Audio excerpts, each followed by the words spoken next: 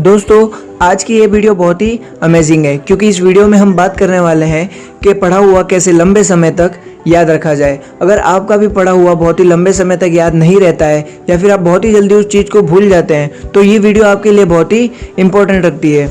दोस्तों, किसी भी विषय को बार बार दोहरा कर याद करने का तरीका बहुत ही पुराना हो चुका है। जैसे कि हम सभी लोग जानते हैं कि हमारे पास 5 सेंस ऑर्गन्स होते हैं जो बोल बोल कर याद करने से कुछ ही सेंस ऑर्गन्स का यूज़ हम कर पाते हैं, जिसकी वजह से हमारा दिमाग बहुत ही कम यूज़ होता है।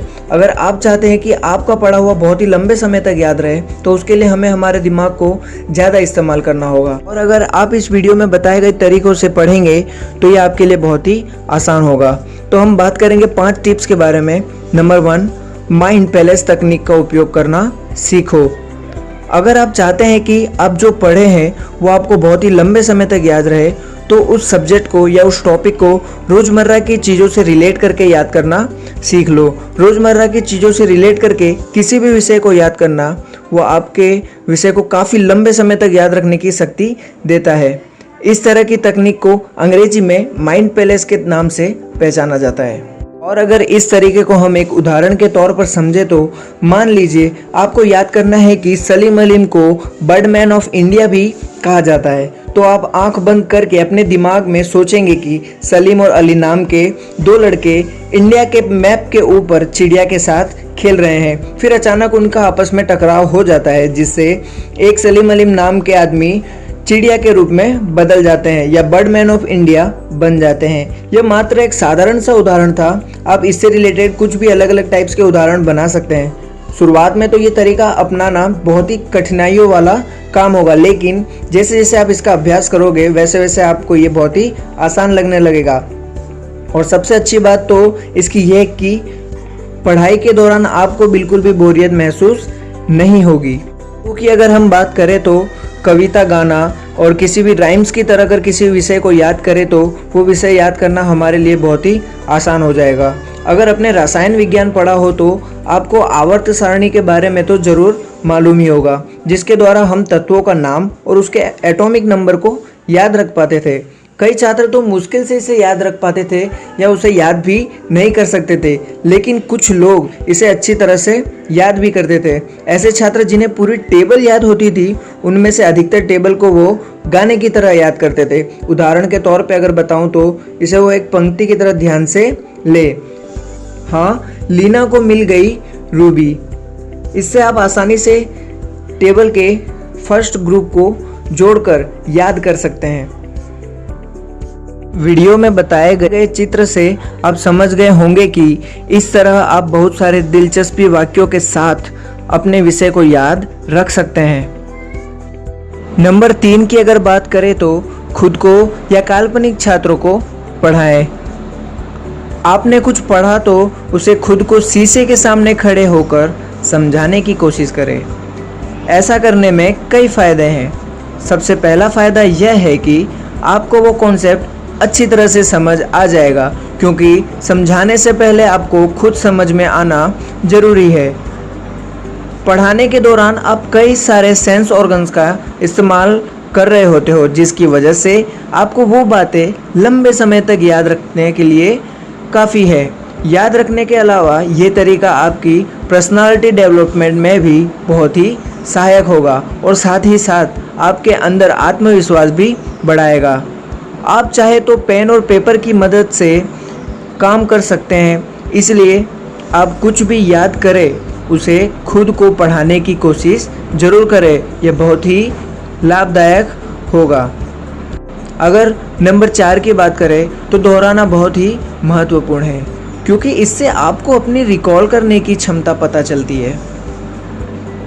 ऊपर दिया गया तरीका आपके लिए शुरुआत में कठिन हो सकता है। अगर आपने किसी विषय को ऊपर दिए गए तरीके से याद किया है तो आपको कुछ समय के अंतराल के बाद उस विषय को फिर से दोहराना चाहिए। दोहराने पर ही आपको पता चलेगा कि आप किस विषय को कितने जल्दी रिकॉल कर सकते हैं।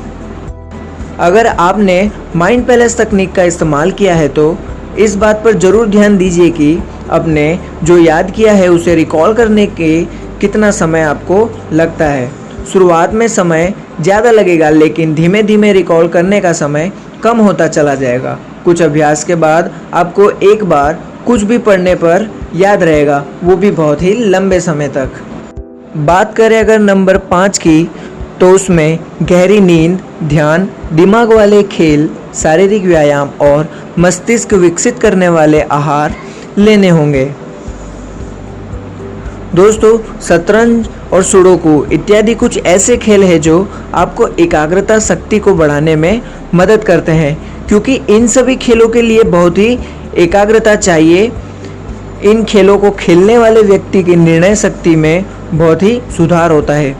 जैसे कि हम सभी लोग जानते हैं, लगातार व्यायाम करने से व्यक्ति की मांसपेशियां मजबूत बन जाती हैं। इसी प्रकार हम अगर मस्तिष्क को भी एक मांसपेशी ही मान ले और शतरंज जैसे खेल लंबे समय के लिए उच्च एकाग्रता वाली शक्ति प्राप्त करने के लिए खेले, आप ये खेल स्मार्टफोन पर कहीं भी और कभी भी खेल सकते हैं। स्वस्थ शरीर में ही स्वस्थ मन का निवास होता है, इसलिए एकाग्रता के सुधार लाने के लिए शारीरिक व्यायाम और स्वस्थ आहार बहुत ही जरूरी है। जैसे कि दोस्तों, जंपिंग करते समय दौड़ लगाना जरूरी है, उसी तरह दिमाग में ऑक्सीजन पहुंचाने के लिए एरोबिक व्यायाम करना भी बहुत ही ज़रूरी है। एरोबिक व्यायाम को अपने दैनिक जीवन का एक हिस्सा बनाइए। यह आपको फिट बनाए रखने में मदद करेगा और साथ ही साथ आपकी एकाग्रता शक्ति को भी बढ़ाएगा। व्यायाम के अलावा स्वस्थ आहार भी एक एकाग्रता के स्तर में सुधार लाने के लिए महत्वपूर्ण है। कुछ ऐसे भोजन हैं जिनका व्यक्ति के मन पर सकारात्मक प्रभाव भी पड़ता है। जंक फूड खाने से बचकर और ऐसे भोजन को अपना आहार में शामिल कर लीजिए जैसे आपकी एकाग्रता शक्ति बढ़े, वैसे वैसे आपके याद करने की क्षमता भी बढ़ती रहेगी। शुरुआती दौर में यह तरीके अपनाने में काफ़ी दिक्कतें तो आएंगी, क्योंकि हमारा दिमाग किसी भी काम को उसी तरीके से करने का अभ्यास हो जाता है जिस तरीके से हम उसको पहले से करते आए हैं। इसलिए नए तरीके को अपनाने में समय तो लगेगा, लेकिन निरंतर अभ्यास करने से वो आसानी से हासिल हो जाएगी। तो दोस्तों, मैं उम्मीद करता हूँ कि आप इन 5 ट्रिक्स का यूज़ करोगे। अगर आपको हमारी वीडियो अच्छी लगी हो तो वीडियो को लाइक करो, शेयर करो, कमेंट करो और सब्सक्राइब करना बिल्कुल भी ना भूलो। बने रहिए हमारे चैनल के साथ। तब तक के लिए धन्यवाद।